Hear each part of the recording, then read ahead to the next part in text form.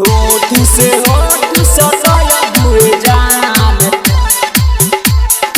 जारा में थोड़ा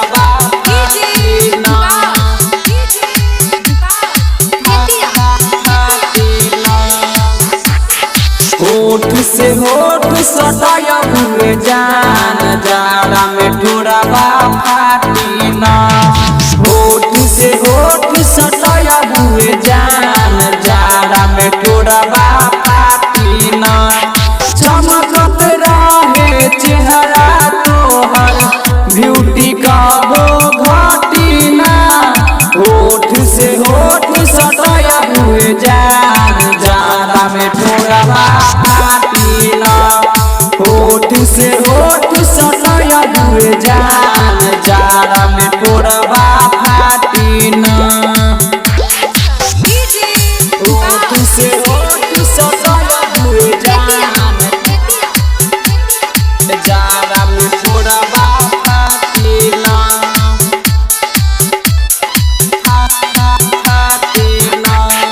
बिना रजाई के रहबू रानी हरदम गरम हो मान ला मतिया हमरो धनी छोड़ दशरम हो छोड़ दशरम हो छोड़ दशरम हो बिना रजाई के रहबू रानी हरदम गरम हो मानिला बतिया हमरो धनी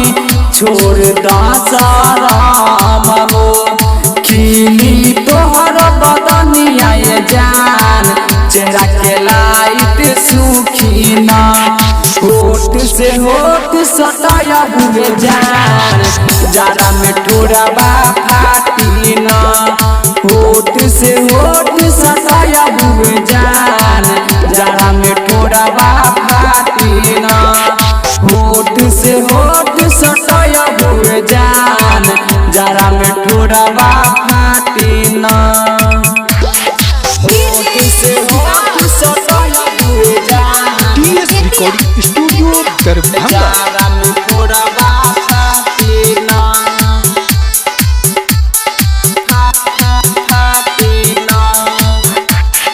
काम न करी सुनो रानी कवनो भैसली हो गाल जे तोहर लाल बाटे हो जाई मालीन हो जाई मालीन हो जाई मालीन काम न करी सुनो रानी कवनो भैसली हो गाल जे तोहर लाल बाटे हो जाई मालीन हो खुश जे होई मनमा तोहार रामा मोहन के नाम रही हो होठ से होठ सटाया हुए जान जारा में थोड़ा फाटी ना होठ से होठ सटाया हुए जान जारा में थोड़ा फाटी ना होठ से होठ सटाया हुए जान जारा में थोड़ा